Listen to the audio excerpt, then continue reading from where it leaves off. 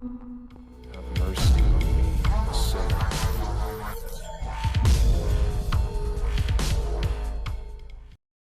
Президент, давайте беречь девочек. Президент Казахстана Нурсултан Назарбаев на встрече с победителями проекта 100 новых лиц призвал беречь девочек, так как от них зависит будущее нации.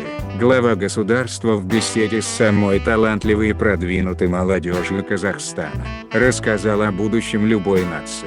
Те государства, где рождается мало девочек, у этих стран нет будущего. Это просчитано. Сегодня в Китае на 60 миллионов мужчин больше, чем женщин.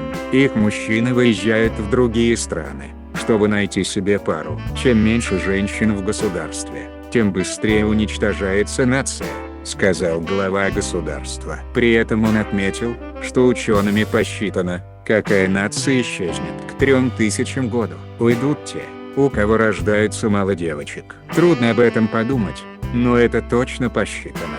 Давайте беречь девочек, резюмировал президент.